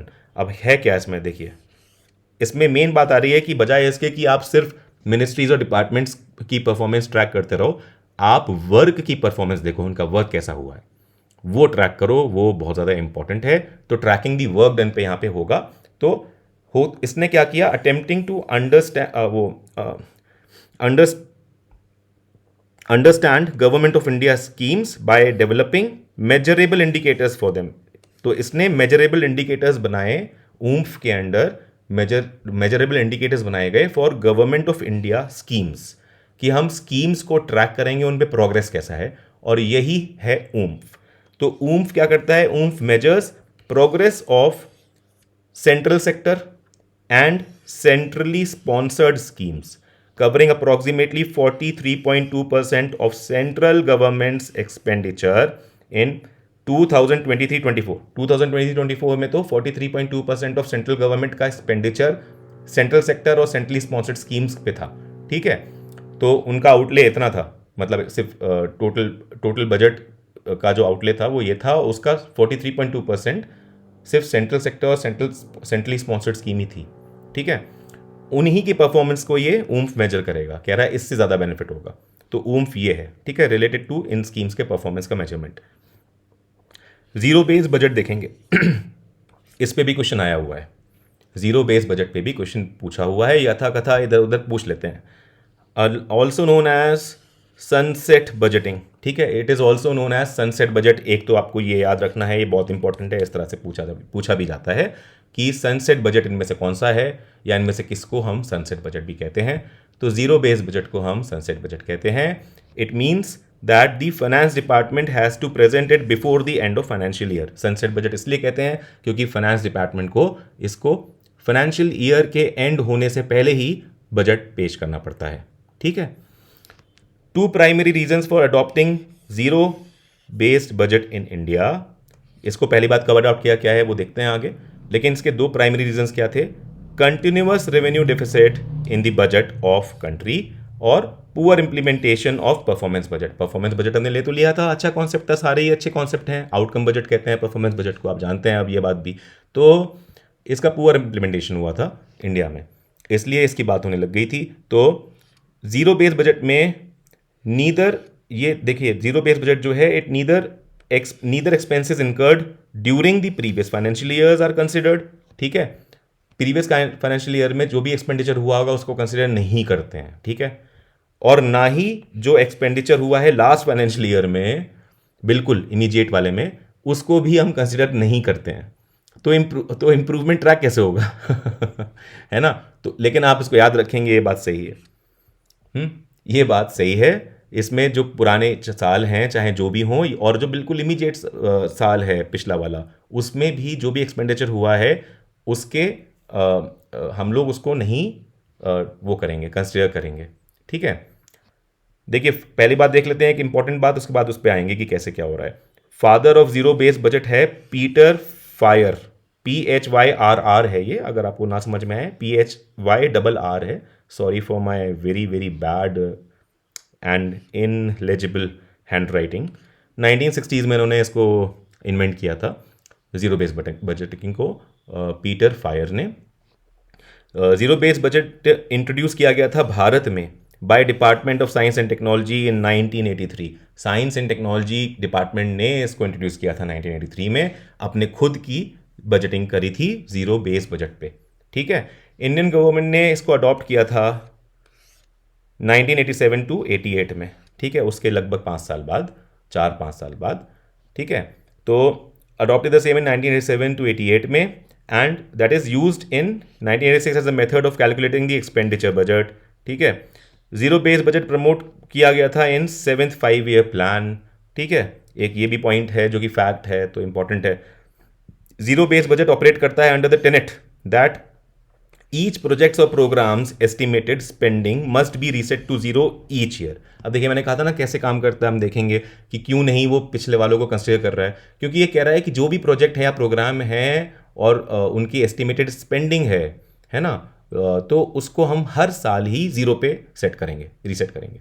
वो जितनी भी हुई है उसे मतलब नहीं, उसको हर साल हम जीरो पे हम लोग सेट करेंगे, बजाय इसके कि हम इंक्रीमेंटल जाएं कि पिछले साल के मुकाबले हम अब इतने परसेंटेज ज़्यादा दे रहे हैं, इसमें ये करें। कॉस्ट बेनिफिट एनालिसिस हम लोगों को उस वाइज में नहीं करना है, बल्कि इट शुड बी कैसे करेंगे हम cost benefit analysis? It should be performed on each budget request. ठीक है, cost benefit analysis should be performed on each budget request, ये कहता है जीरो बेस्ड बजटिंग। ये होगा by setting all things to zero every year. And instead मतलब सारा expenditure, and instead of functional departments emphasis is placed on programmes और activities. तो इसमें क्या है ये आपको याद रखना है, एम्फेसिस कहाँ प्लेस हो रहा है? प्रोग्राम्स और एक्टिविटीज पे, है ना, कि उनमें कितना आप बढ़े हैं। Programme activity actually ground level पे कितना ज़्यादा आगे गया है, उसमें क्या बेनिफिट्स आ रहे हैं, बजाय इसके कि हमारा फोकस रहे कि कितना खर्चा कर रहे हो, अब हमने इसमें चलिए 10% और बढ़ा दिया है, हमने 50% और बढ़ा दिया, तो बजाय इस पे कि उसके हम ताली बजाएं उस बात पे, ये कह रहा है कि हम लोग ये देखेंगे कि प्रोग्राम एक्टिविटीज़ का ग्राउंड लेवल पे क्या इंप्रूवमेंट हुआ है जिसके लिए वो बजट पास हुआ था। इसलिए हम लोग पिछले वाले को ज़रूरत ही नहीं है हमें देखने की कि कितना बजट है, कि फाइनेंशियल फिगर्स नहीं बताएंगे हमें, एक्चुअल ग्राउंड रियलिटी बताएगी, तो हम वो चेक करेंगे। खैर, अगला है और लास्ट है जेंडर बजट। ये भी पूछा जाता है। ठीक है, मेथड ऑफ प्लानिंग प्रोग्रामिंग, ये एक मेथड है of planning programming and budgeting जो हेल्प करता है टू एडवांस जेंडर इक्वालिटी, बस इतना ध्यान रखेंगे। और विमेन्स राइट्स, जेंडर इक्वालिटी और विमेन राइट को एडवांस करने के लिए जेंडर बजट लाया जाता है। जेंडर बजट स्टेटमेंट भारत में पहली बार इंट्रोड्यूस किया गया था 2005-6 में, ये बात पूछी जाती है। ठीक है, हमारे यूनियन बजट में 2005-6 के इसको इंट्रोड्यूस किया गया था पहली बार, और ये बात पूछी जाती है। एक छोटी सी बात आपको और बता दूं कि किसी भी बजट में, ठीक है, किसी भी बजट में अगर एक्सपेक्टेड एक्सपेंडिचर एंटिसिपेटेड रिसीप्ट से इक्वल होता है, अगर एक्सपेक्टेड एक्सपेंडिचर एंटिसिपेटेड रिसीप्ट से इक्वल है तो वो हो जाता है बैलेंस्ड बजट। और अगर एक्सपेक्टेड एक्सपेंडिचर एंटिसिपेटेड रिसीप्ट से लेस देन है, छोटा है, ठीक है, एक्सपेंडिचर कम है एंटिसिपेटेड रिसीप्ट से, तो ये हो जाता है सरप्लस बजट। और अगर एक्सपेक्टेड एक्सपेंडिचर एंटिसिपेटेड रिसीप्ट से ज़्यादा है, ठीक है, तो ये क्या हो जाएगा, डेफिसिट बजट। ये सिंपल है, ये तो ऑब्वियस भी है। बाकी ये मैं आपको करा चुका हूं। अब हम आते हैं अपने अगले चीज़ पे, जो कि ये फॉर्मूलाज हैं और बहुत ज़्यादा ये इम्पॉर्टेंट है। सो देखिए यहाँ पर अब शुरू हो गया है हमारा यूनियन बजट। ठीक है, यूनियन बजट 2025-26 का, और यहाँ पर आप समझ लीजिए कि हम लोग कॉन्सेप्ट्स को क्लियर करते हुए चलेंगे और साथ में आंकड़े देखते हुए चलेंगे। ये अप्रोच सबसे बेस्ट अप्रोच होगी, क्योंकि अगर कॉन्सेप्चुअल क्वेश्चन आता है तो भी आप स्टैटिक पार्ट्स अपना क्लियर करके यहाँ पे उसको सही कर सकते हैं। ऐसा हो जाता है कई बार, पेपर डिफिकल्ट अगर बनाना होता है तो ऐसा कर देते हैं। तो इसलिए ये बात देखते हैं, शुरू करते हैं यूनियन बजट 2025-26, जिसमें हम इंटीग्रेट करेंगे लेटेस्ट करंट अफेयर्स भी इस बजट से रिलेटेड। ठीक है, उनको भी हम इंटीग्रेट करते चलेंगे, इसलिए थोड़ा सा लंबा हो रहा है ये, और 2 लेक्चर्स लग जाएंगे इसलिए। ठीक है, फिस्कल डेफिसिट है total expenditure minus revenue receipts plus non debt creating receipts. ठीक है, क्या है, फॉर्मूले के हिसाब से लिखा हुआ है मैंने कि fiscal deficit is equal to total expenditure minus होगा इन दोनों का एडिशन, क्या, revenue receipts plus non debt creating receipts. तो हो क्या रहा है, बेसिकली ये क्या कर रहा है, एक्सपेंडिचर में से आपके कुछ रिसीप्ट्स है ना, रेवेन्यू के कुछ रिसीप्ट्स माइनस कर रहा है। तो ऐसा करने से क्या मिल रहा है हमें, हम लोगों को ऐसा पता चल रहा है कि हमारा अगर ये पॉजिटिव रहता है तो हमारा एक्सपेंडिचर ज़्यादा होगा हमारे जो भी गैदर्ड रिसिप्ट्स हैं उनसे। और अगर ऐसा होगा तो हमें क्या चाहिए होगा उस फाइनेंशियल ईयर के लिए जिसके लिए हमारा एक्सपेंडिचर ज़्यादा आ रहा है इन रिसिप्ट से, हमें चाहिए होगा और पैसा, ताकि हम एक्सपेंडिचर कर सकें, जो भी हमारे डेवलपमेंटल प्लान्स हैं उनको हम कुछ अंजाम दे सकें, है ना। तो ये क्या इंडिकेट करता है, इसलिए ये इंडिकेट करता है gap between governments expenditure requirements and it's revenue receipts. इसका मतलब ये, this implies that total borrowing requirement from all the sources in the budget 2025-26। ये ऑब्वियस है कि ये जो भी फिगर निकल के आएगा, अगर ये पॉजिटिव होगा तो फिस्कल डेफिसिट होगा, और वो हमें जो भी फिगर है उतना हमको बोरो करना पड़ेगा, यानी यूनियन गवर्नमेंट को उतना हमें उनको बोरो करना पड़ेगा अमाउंट। अब हमारा जो फिस्कल डेफिसिट है, देखिए 2025-26 के यूनियन बजट में वो है 4.4%, जबकि 2024 में था ये 4.8%। ठीक है, 2024 में था 4.8%, ये आप याद रखेंगे। और अभी जो 2025 के लिए बजट एस्टिमेट है वो है 4.4%। 2024 का 4.8% जो लिखा है ये रिवाइज्ड एस्टिमेट है, ये हमेशा रिवाइज्ड एस्टिमेट ही लिखे होंगे मैंने यहाँ पे, मुझे बार बार बोलने की ज़रूरत नहीं होगी। और यहाँ पर जो मैं बोलूँगा 2025 के लिए वो बजट का एस्टिमेट आएगा, ऑब्वियस है वो, है ना, क्योंकि ये अभी तक एक्चुअली टेक प्लेस तो हुआ नहीं है। खैर, इसके बाद आएंगे, आई होप फिस्कल डेफिसिट आप समझ गए होंगे। ठीक है, मैंने आपको बता दिया है कि इसका जो भी आएगी वैल्यू, इतनी वैल्यू गवर्नमेंट को बोरो करनी पड़ेगी, इसलिए बताती है total borrowing requirements from all the sources in the union budget 2025-26, चाहे जो भी हो। और इसलिए ग्रॉस फिस्कल डेफिसिट जो होता है वो एक्चुअली क्या होता है, आप देखिए इसका formula, net borrowing from home plus borrowing from RBI plus borrowing from abroad. ठीक है, ये सब है बोरोइंग हमारी। और आपको मैं ये भी बता दूं कि हमारी जो बोरोइंग है वो हमारे होम वाली बोरोइंग जो है, borrowing from home and RBI, जो इंटरनल बोरोइंग कहते हैं हम इसे, इसको हम कहते हैं इंटरनल बोरोइंग, और ये होती है external borrowing, borrowing from abroad. हमारी एक्सटर्नल बोरोइंग आज के टाइम में मात्र 3% के करीब है। ठीक है, और बाकी पूरी हमारी इंटरनल बोरोइंग है। ऐसा कुछ है। खैर इसको भी आगे हम देखेंगे, आरबीआई के रिपोर्ट में अगस्त 2025 में काफ़ी अच्छे से दिया हुआ है और बहुत सही आंकड़े दे रखे हैं, तो वो हम देख लेंगे। रेवेन्यू डेफिसिट जो है वो होता है revenue expenditure minus revenue receipts, ये और भी ईजी है ना भाई। रेवेन्यू एक्सपेंडिचर जो हो रहा है आपका, उसको आप माइनस कर दीजिए रेवेन्यू रिसीप्ट से, जो भी आपकी आई हैं सिंपली सारी रिसीप्ट्स, ठीक है। इसमें सिर्फ ऐसा नहीं आएगा, जैसे यहाँ पे हमने ऐड करा था non debt creating capital receipts, इसको भी हम सब डिटेल में करेंगे। वैसे नॉन डेट क्रिएटिंग को ऐड किया था यहाँ पे, तो इसमें ऐसा नहीं है, इसमें सिंपली रेवेन्यू को एक्सपेंडिचर को माइनस करिए रेवेन्यू रिसिप्ट से और मिल जाएगा आपको रेवेन्यू डेफिसिट। ये क्यों इंपॉर्टेंट होता है? क्योंकि ये इंडिकेट करता है कि गवर्नमेंट लोगों की सेविंग्स यूज कर रही है of other sectors of the economy to finance a part of its consumption expenditure. ठीक है, ऐसा क्यों लिखा है?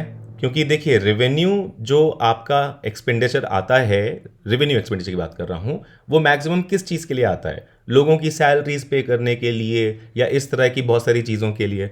तो अगर हम लोग चाहेंगे, कोई भी देश चाहेगा कि हमारा रेवेन्यू डेफिसिट कम से कम हो, है ना, रेवेन्यू एक्सपेंडिचर हमारा उतना ना हो, बल्कि हो सके तो रेवेन्यू सरप्लस हो, क्योंकि रेवेन्यू रिसिप्ट ज़्यादा हो और एक्सपेंडिचर हमारा कम हो, है ना। कोई भी देश ये चाहता है, और इसलिए एफआरबीएम एक्ट 2003 में हमने देखा था, उसमें एक प्रोविजन ये भी था कि हम लोगों को एक पर्टिकुलर साल तक या 2008-9 तक हम लोगों को ख़त्म करना था अपना रेवेन्यू डेफिसिट, है ना। खैर यूनियन बजट 2025-26 में रेवेन्यू डेफिसिट 1.5% था और 2024 में ये 1.9% था। ठीक है, 2025-26 के लिए रेवेन्यू डेफिसिट हमने क्या रखा है? टारगेट, क्योंकि बजट एस्टिमेट है ये, तो टारगेट है हमारा 1.5%।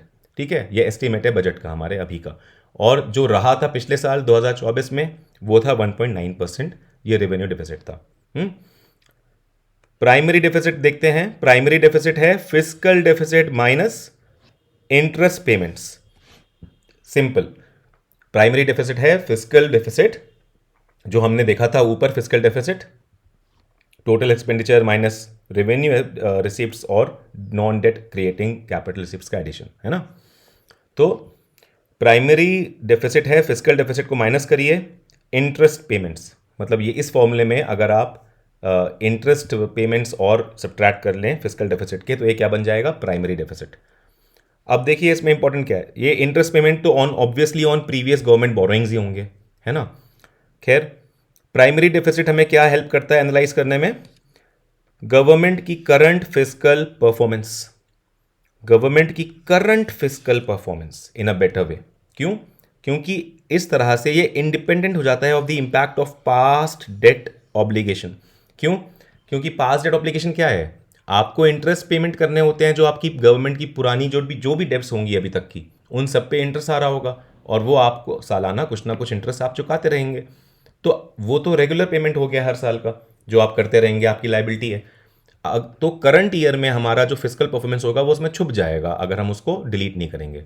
तो इसलिए हम फिस्कल डेफिसिट में से इंटरेस्ट पेमेंट को डिलीट करके एक बार प्राइमरी डेफिसिट को देखते हैं, और ये हमें क्लियर पिक्चर देता है गवर्नमेंट के करंट फिस्कल परफॉर्मेंस की, है ना। It thus offers a clear picture of government's debt dynamics, की गवर्नमेंट की डेट कितनी है और ये कितना उधार लेगी, है ना। मैंने आपको बताया था कि फिस्कल डेफिसिट बताता है कि गवर्नमेंट कितना उधार लेगी। अब प्राइमरी डेफिसिट हमें और भी अच्छे से बताएगा कि करंट फिस्कल के लिए गवर्नमेंट कितना उधार लेगी, क्योंकि जो उसकी लाइबिलिटी थी पुराने डेट्स को पे ऑफ करने की, वो हमने यहां से सब्ट्रैक्ट करी है। अ लोअर और negative primary deficit indicates improved fiscal health. ठीक है, इस तरह से स्टेटमेंट आ जाते हैं, तो इसलिए मैंने यहां पे डाला हुआ है, जो बहुत इंपॉर्टेंट है, इसको समझ लीजिए। अब आप समझ ही जाएंगे, मैंने आपको इसका बेसिक बता दिया है। अ लोअर या नेगेटिव प्राइमरी डेफिसिट क्या इंडिकेट करेगा? Improve fiscal health, suggesting efficient resource management and fiscal prudence by the current administration। तो फिस्कल डेफिसिट हमेशा कम होना चाहिए, हो सके तो नेगेटिव होना चाहिए। फिस्कल डेफिसिट कह रहा हूँ, प्राइमरी डेफिसिट स्पेशली, है ना।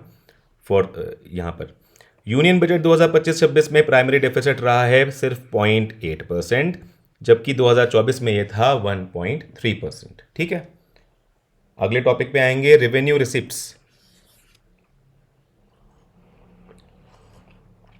तो देखिए गवर्नमेंट इनकम होती है ये, that does not create a liability और इट रिड्यूसेस एसेट्स। ऐसा मतलब क्या होता है, रेवेन्यू रिसीप्ट्स होती हैं ऐसी गवर्नमेंट इनकम जो कि क्रिएट नहीं करेगी कोई लायबिलिटी और रिड्यूस करे एसेट्स को, ठीक है।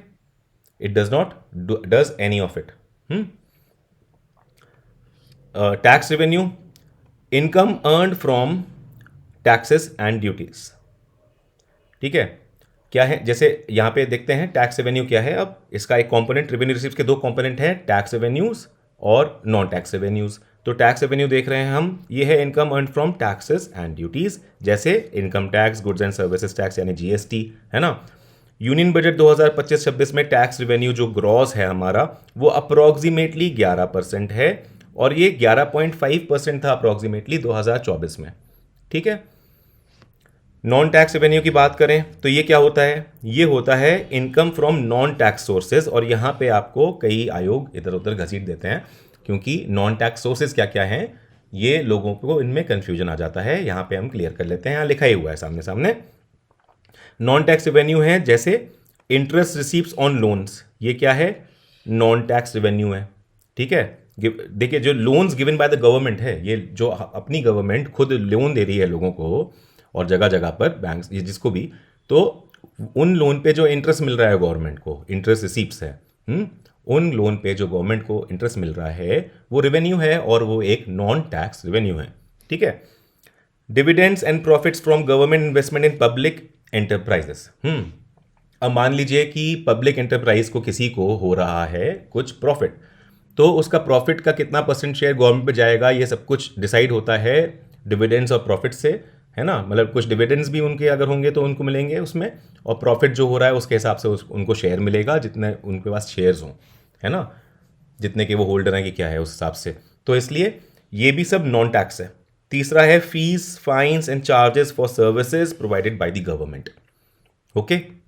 ये सब नॉन टैक्स है, जितनी भी फीस है, फाइन है, charges for services provide by the government, ठीक है, ये भी नॉन टैक्स है।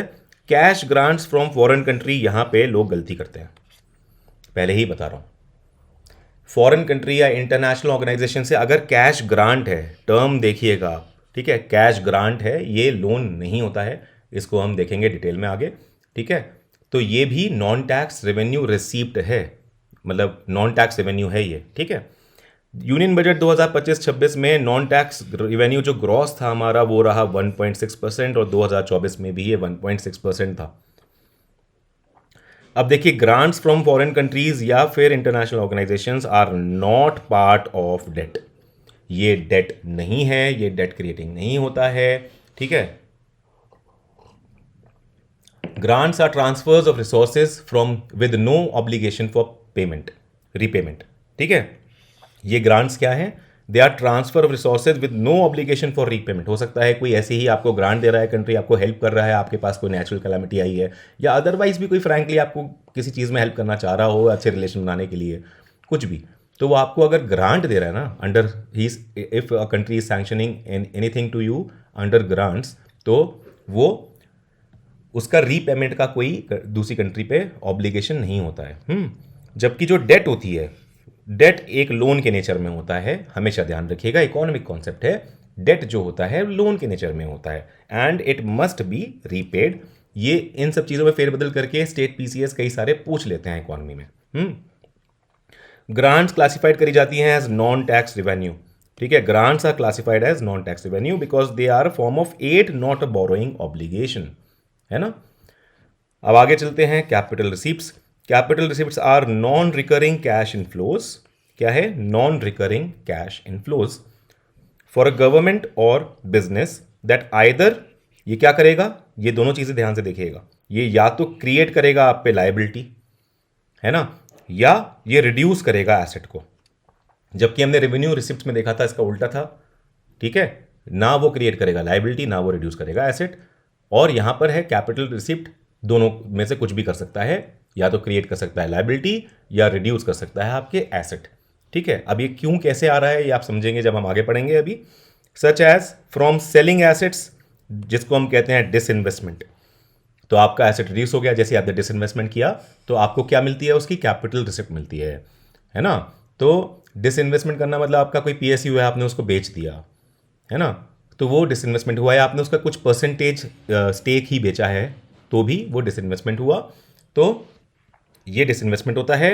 और टेकिंग न्यू डेट, या फिर आपने कोई नई डेट ले ली, उसकी भी आपको कैपिटल एसेट मिलती है, या नया लोन ले लिया फॉर दैट मैटर।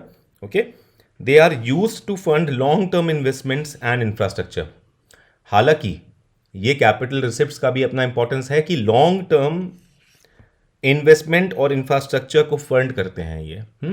तो इसलिए ये भी बहुत इंपॉर्टेंट होते हैं वैसे तो। लेकिन ये they impact the financial position on the balance sheet and are not a part of regular operational income, है ना। तो की कैरेक्टरिस्टिक्स क्या है? ये पहली बात तो नॉन रिकरिंग है। क्यों? क्योंकि unlike revenue receipts, capital receipts are infrequent. ऐसा तो नहीं है ना कि आपने हर महीने आप बेच ही रहे हैं, एक डिसइन्वेस्ट कर ही रहे हैं पीएसयू को, या कुछ हो रहा है। हर चीज़ इतनी रेगुलर नहीं हो रही है, इरेगुलर है ना। तो इनफ्रीक्वेंट है। तो ये day to day operation of the entity के फॉर्म में नहीं होते हैं, इसलिए नॉन रिकरिंग है।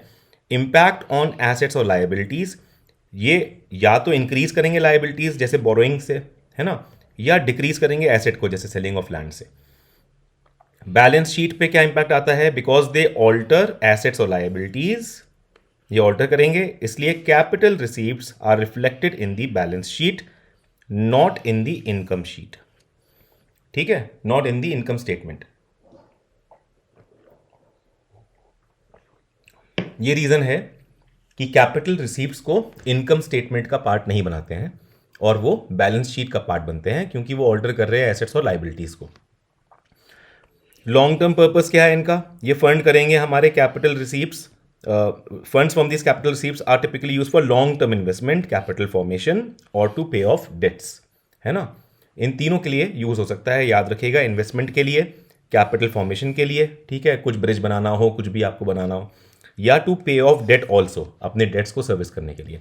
एग्जाम्पल्स देखते हैं हम इसके कैपिटल रिसिप्ट्स के। जैसे डिसइन्वेस्टमेंट हम बात कर ही चुके हैं इस पे, लोन्स, ठीक है, सेलिंग एसेट्स, ठीक है, जो जैसे लैंड, बिल्डिंग या मशीनरी आपने सेल कर दी है कुछ, है ना, गवर्नमेंट ने। रिकवरी ऑफ लोन्स, ठीक है, व्हेन अ गवर्नमेंट और business receives back a loan it had previously granted, it reduces an asset, ठीक है।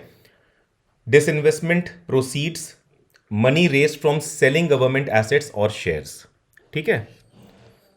अब देखिए non debt creating capital receipts, जिसमें हमने यहां फिस्कल डेफिसिट में देखा था ना, यहां पे आपको याद है, फिस्कल डेफिसिट में हमने फॉर्मूला देखा था, टोटल एक्सपेंडिचर माइनस इन दोनों का sum, revenue receipts plus non debt creating capital receipt का सम। तो यहां पे non debt creating capital receipt लिखा हुआ था। अब आप समझ पा रहे होंगे कि क्यों लिखा होगा, है ना, क्योंकि अगर कोई डेट ही क्रिएट करेगा तो उसको यहां पे हम क्यों यूज करेंगे। खैर, non debt creating capital receipts ऐसी कैपिटल रिसीप्ट्स होती हैं that do not give rise to any government debt और लायबिलिटी, ठीक है। जैसे कौन सी है non debt creating? Disinvestment proceeds non debt creating है, ध्यान रखिएगा, ये नॉन डेट क्रिएटिंग है। Proceeds from selling the shares और assets in public sector undertakings, ये इससे मिलते हैं हमें डिसइन्वेस्टमेंट प्रोसीड्स। दूसरा है रिकवरी ऑफ लोन्स, ये भी नॉन डेट क्रिएटिंग है, ध्यान रखेंगे आप।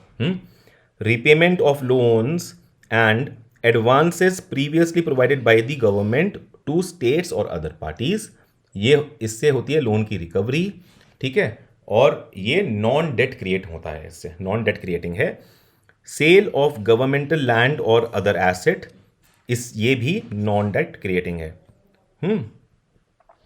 क्योंकि such assets are not a part of productive capacity of the government. अब देखते हैं डेट, ठीक है, ये बहुत ज़्यादा इंपॉर्टेंट है डेट का टॉपिक। डेट क्या होता है? Accumulated stock of past borrowings by the government to finance its fiscal deficits over many years, ठीक है, to finance its fiscal deficit over many years. Relationship with deficit क्या है?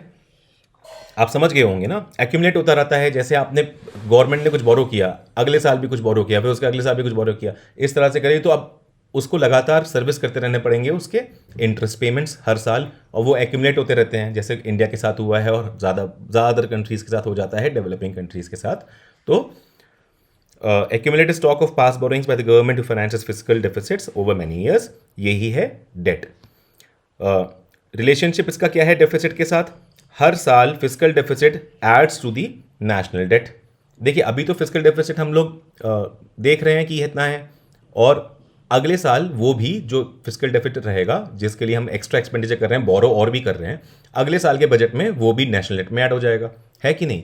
क्योंकि उसके लिए भी हमें बोरो ही करना पड़ेगा अगर फिस्कल डेफिसिट होगा। हमने देखा था यहाँ पे फिस्कल डेफिसिट क्या दिखाता है हमें, क्योंकि जैसे ही हम माइनस करेंगे रिसिप्ट वगैरह, हमारे पास वो पैसा तो है नहीं, तो हम क्या करेंगे, बोरो करेंगे। इसलिए ग्रॉस फिस्कल डेफिसिट भी ये बोरोइंग वाला होता है सब कुछ, जिसमें मैंने आपको इंटरनल बोरोइंग एक्सटर्नल बोरोइंग का बताया था, याद आ गया? तो यहाँ से इसलिए हम देख रहे हैं कि इसका रिलेशनशिप डेफिसिट का क्या है, किसी भी साल का एक फिस्कल डेफिसिट जो है अगले साल वो नेशनल डेट में ऐड हो जाएगा, as it represent the amount of government borrows, है ना। High debt can lead to higher interest payment, इसलिए अगर आपका हाई डेट होगा तो आपके हायर इंटरेस्ट पेमेंट होंगे, ऑब्वियस है। Increasing the fiscal and revenue deficits in subsequent year, उल्टा ये क्या करेगा, एक देखिए उल्टा उसको पुश करेगा, आपका फिस्कल डेफिसिट को उल्टा ये बढ़ाएगा और रेवेन्यू डेफिसिट को भी ये उल्टा बढ़ाएगा। तो देखिए डेट टू जीडीपी रेशियो क्या है, अब देखते हैं। ये जो basically debt to GDP ratio मैं बजट वाला बता रहा हूँ, ठीक है, नेशनल इनकम वाला नहीं बता रहा हूँ, बजट वाला बता रहा हूँ, ठीक है, of budget, union budget, of union budget, ठीक है। तो यूनियन बजट में डेट टू जीडीपी रेशियो क्या है, ये सेंट्रल गवर्नमेंट का मेट्रिक है, ये नेशनल डेट का मेट्रिक नहीं है, ठीक है। जिसको हम पब्लिक डेट कहते हैं, नेशनल डेट, उसका मेट्रिक नहीं है। यूनियन बजट में जो दे रखा है डेट टू जीडीपी रेशियो, ये सेंट्रल गवर्नमेंट की अपनी सिर्फ डेट का, जो कि नेशनल डेट या फिर पब्लिक डेट का एक पोर्शन है, उसका है ये जीडीपी रेशियो। तो देखिए, it is a metric used to gauge the central government's total outstanding liabilities या फिर central government's total debt compare to what, countries total economic output. अब पूरे कंट्री का टोटल इकोनॉमिक आउटपुट या जीडीपी से compare करते हैं या उससे डिवाइड करते हैं, वही हमारा डेट टू जीडीपी रेशियो निकलता है। ये क्या इंडिकेट करता है, government's ability to repay its debt. Debt to GDP ratio represents government's debt compare to national GDP and is different from national debt और पब्लिक डेट। मैंने यहाँ लिखा हुआ है ताकि कंफ्यूज ना हो आप। Fiscal responsibility and budget management यानी FRBM एक्ट, जो which was reviewed, provided a framework for fiscal management with a recommended target of 40% debt to GDP for the central government। तो सेंट्रल गवर्नमेंट के लिए इसने क्या टारगेट रखा है FRBM act के under, 40% debt to GDP ratio का। अगर ये क्वेश्चन आ जाता है तो आप मार्क कर लेंगे सही। तो गवर्नमेंट का टारगेट यही होगा जो FRBM एक्ट के अंडर टारगेट है। हालांकि हमारे गवर्नमेंट ने एक सेपरेट टारगेट मिड टर्म का भी सेट करा है, वो भी हम देखेंगे। In union budget 2025-26 debt to GDP ratio कितना है हमारा, 56.1%। अब देखिए, आप याद होगा आपको कि हमने अभी देखा था कि 82% तो लास्ट ईयर ही था, लेकिन वो किसका था, पब्लिक डेट का था या फिर national debt to GDP ratio था वो, ठीक है। तो उसमें क्या होता है वो हम आगे देखेंगे। तो ये अभी जो यूनियन बजट वाला डेट टू जीडीपी रेशियो है जिसमें सेंट्रल गवर्नमेंट की डेट है कंपेयर सिर्फ, तो वो 56.1% है। ये गलती से यहाँ लिख दिया है, इसको छोड़िए, इसको मैं सही करके लिख दूंगा। लॉन्ग टर्म गोल्स देखते हैं। देखिए, यूनियन बजट 2025-26 में ही जो अभी बजट है हमारा, यूनियन बजट 2025-26 का, ये इंक्लूड करता है एक strategy to reduce the debt to GDP ratio. ये क्या इंक्लूड कर रहा है, एक strategy to reduce the debt to GDP ratio to a sustainable level. Goal for the central government is to reduce this ratio to approximately, ये आपको याद रखना पड़ेगा, ये दिया हुआ है बजट में, reduce this ratio to approximately 50% bye March 2031। 50% bye March 2031 तक हमें इसको रिड्यूस करना है। ये गवर्नमेंट का एक मिड टर्म टारगेट है, ओके। या फिर यहाँ पर लिखा है लॉन्ग टर्म, तो लॉन्ग टर्म टारगेट है, ओके। ये मेंशन्ड है यूनियन बजट 2025-26 में अभी के। फ्लेक्सिबल फिस्कल टारगेटिंग, ये पॉइंट बहुत ज़्यादा इंपॉर्टेंट है। क्यों है मैं आपको आगे बताऊंगा, बहुत ज़्यादा इंपॉर्टेंट है।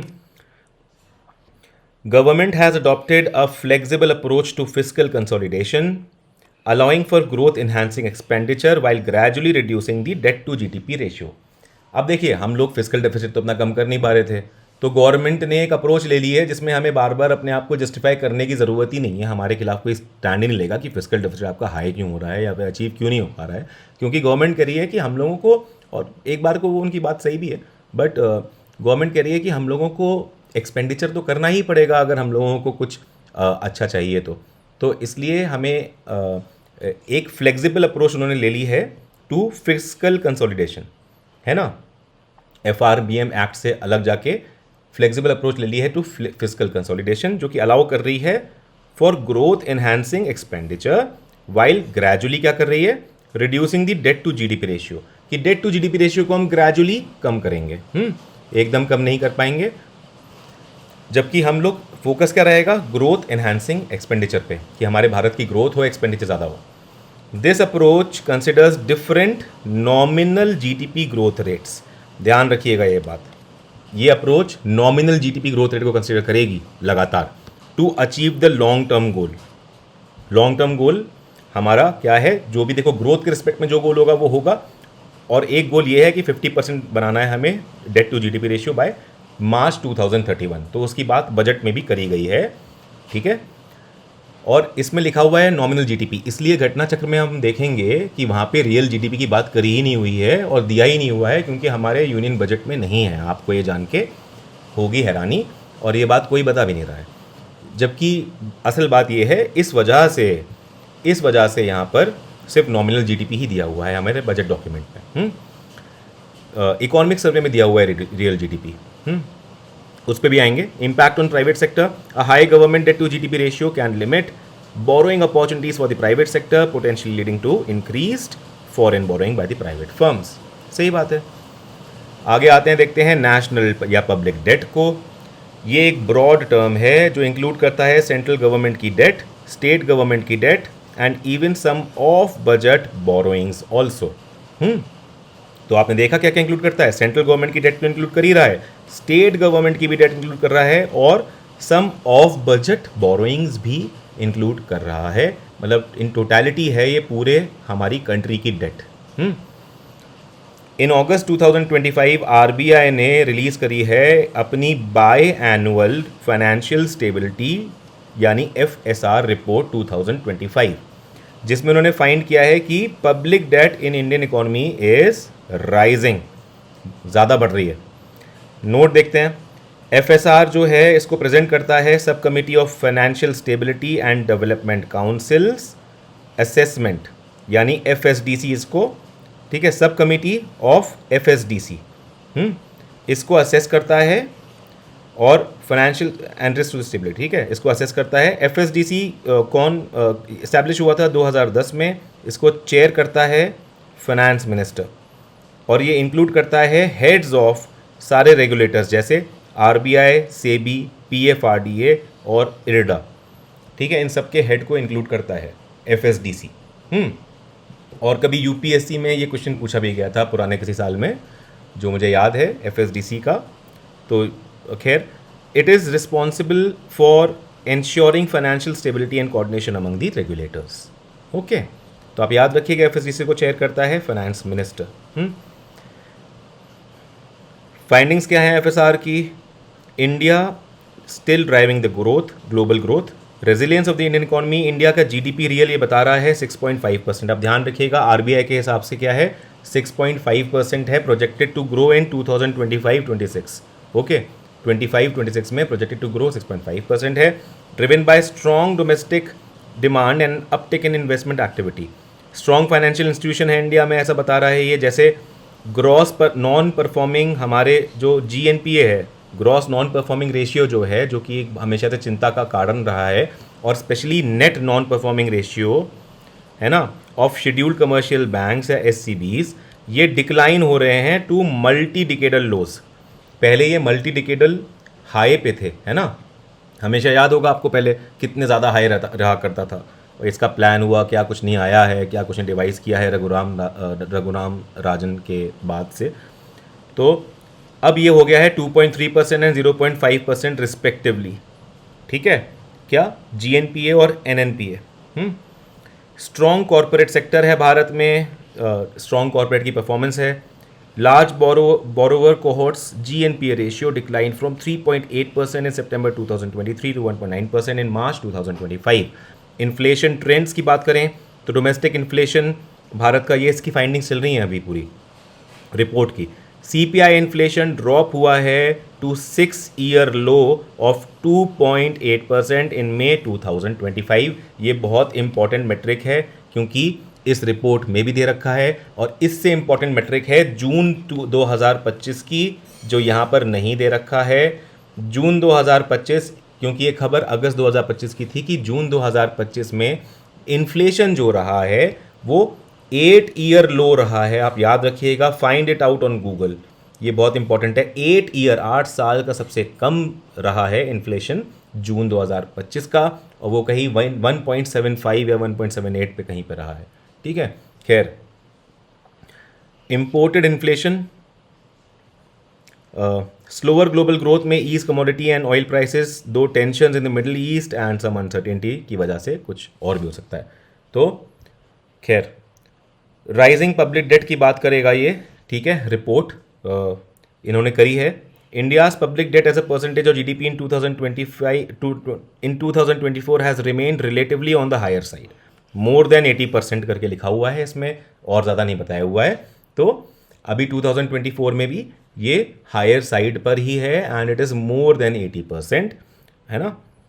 अकॉर्डिंग टू IMF, इसमें ये भी लिखा हुआ है कि IMF ने ग्लोबल पब्लिक डेट को प्रोजेक्ट किया है कि it will reach above 95% in 2025 and above 100% by the end of 2030। ध्यान रखिएगा, एक ग्लोबल पब्लिक डेट की बात कर रहा है, इंडियन नहीं।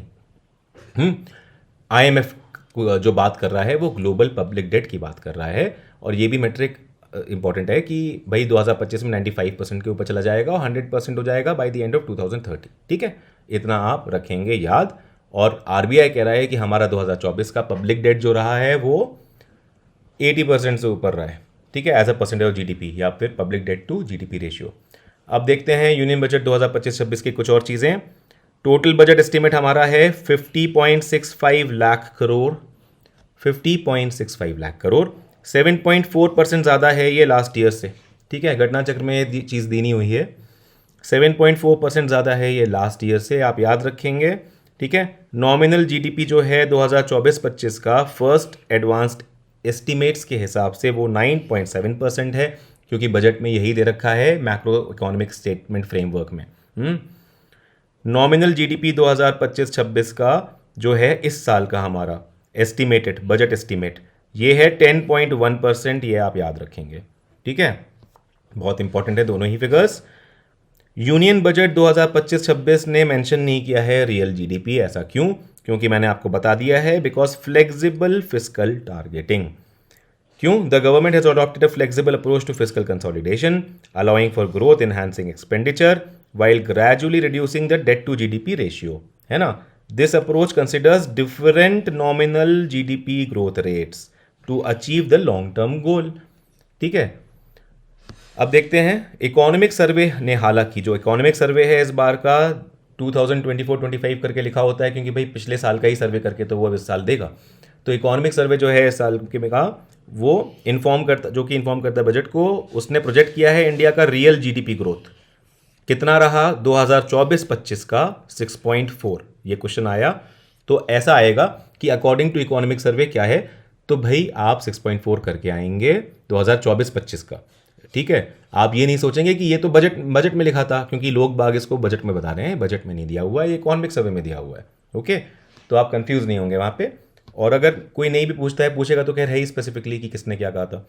तो 6.4% है 2024-25 का, पिछले साल का रियल GDP ग्रोथ की बात हो रही है, मतलब at constant prices, and is projected growth to be between 6.3 to 6.8% है फॉर फाइनेंशियल ईयर 2025 to 2026। ठीक है, ये भी आप रखेंगे याद, 2025-26 के लिए ये प्रोजेक्टेड है एट 6.3% to 6.8%। तो देखिए बहुत ज़्यादा लंबा समय हो गया है, मुझे क्लास अपलोड भी करनी पड़ेगी, ये सारे चीज़ जुटाने में लग जाता है टाइम, क्योंकि घटना चक्र में ज़्यादा कुछ नहीं दिया हुआ है।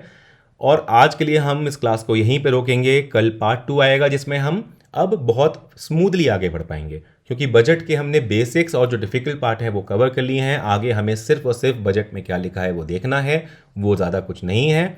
और उसमें जो इंपॉर्टेंट चीज़ें हैं उनको, उनसे रिलेटेड करंट अफेयर्स हमको कंप्लीट करना है कल ही की क्लास में। और यूनियन बजट को हम कर लेंगे ख़त्म, और साथ में इकोनॉमिक सर्वे के भी कुछ इंपॉर्टेंट पॉइंट्स हम लोग कर लेंगे ख़त्म। ठीक है, तो ठीक है, मिलते हैं आपसे कल की क्लास में। सी या, बाय बाय।